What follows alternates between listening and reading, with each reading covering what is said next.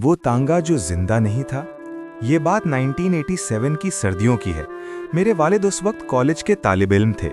वो ये वाकया हमें अक्सर सुनाते थे, मगर हमेशा एक जुमले पर आकर खामोश हो जाते थे।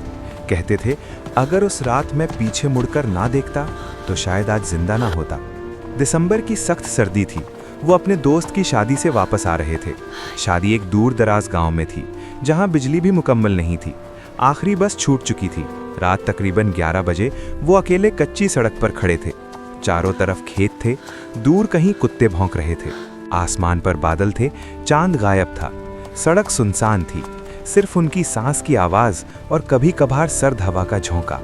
इसी खामोशी में अचानक घंटियों की मध्यम आवाज़ सुनाई दी, टिन टिन टिन। उन्होंने चौंक कर पीछे देखा। धुंध के अंदर से एक पुराना तांगा आहिस्ता आहिस्ता उभरा। घोड़ा गैर मामूली तौर पर लंबा और स्याह था। उसकी आंखें चमक रही थीं, जैसे अंधेरे में दो छोटे शोले। तांगा आकर उनके सामने रुक गया।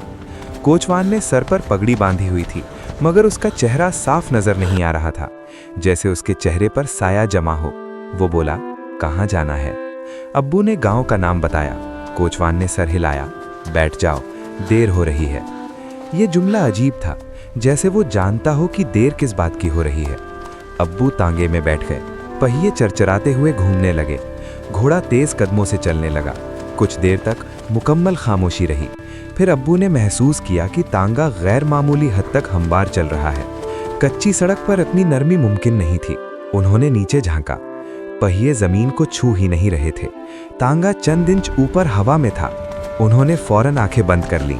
दिल तेजी से धड़कने लगा। डर गए? कोचवान की आवाज आई। आवाज सीधे कान के पास से आई, हालांकि वो आगे बैठा था।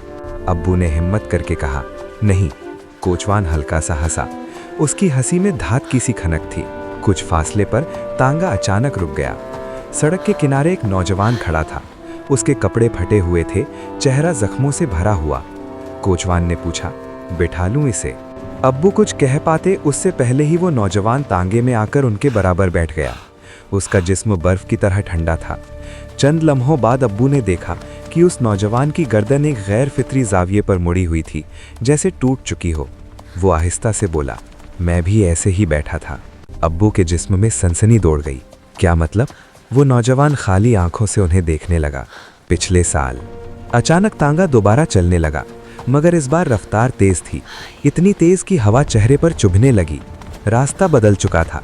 खेत गायब थे। दरख्त सियाह सुतूनों की तरह खड़े थे। जमीन पर धुंध रेंग रही थी। कोचवान ने बगैर मुड़े कहा, हर साल एक कम हो जाता है। अब्बू ने पूछा, क्या कम हो जाता है? कोचवान ने जवाब नहीं दिया। अचानक तांगा एक पुराने कब्रिस्तान के सामने रुका। अब्बू ने पहचान लिया।